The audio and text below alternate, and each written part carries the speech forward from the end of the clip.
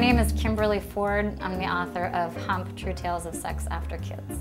One of the most important things about the book is that the inspiration and sort of the motivation needs to come from the woman. Her body has been the site of the trauma of pregnancy and childbirth, and her body in most cases is the one that's being tugged on all day long and sat on and burped up on and what have you. So really the woman needs to find a way so that she's the one who's feeling good about any sort of sexual interaction.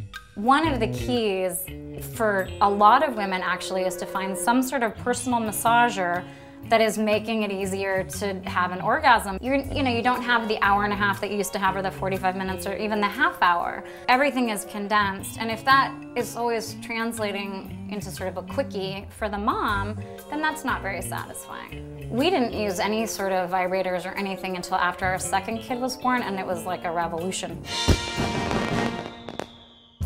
My younger sister, she said, don't be shocked, I've gotten this Brazilian waxing. And she said, you really need to do this. And at that point I had little kids and I'm like, look, this is not, I don't really believe in all of that, and I don't really care about the whole bikini line and whatnot.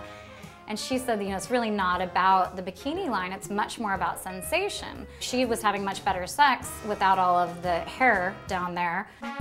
We've actually had a neurotic dance class. There'd be sort of between 12 and 20 women. It was shocking, actually, how much people loved it. My good friend installed 2 poles in her living room, and so we did a pole dance class at her house one evening. And there was lots of jokes about how all these dads were going to be waiting up for the moms who were arriving home. People asked how much of that got brought back into the bedroom. We were not going home and performing, the nasty or the butt show, it wasn't sort of verbatim. I think after an evening like that, if you're more in touch with yourself as a sexual person, then you're more apt to bring it into the bedroom. I think if a woman can find a way, whether that's, a girls' night out, whatever it is that makes her feel more, sort of in touch with the sensual part of who she is, then in fact there are lots and lots of benefits to be had from the physical intimacy that you can maintain with your spouse.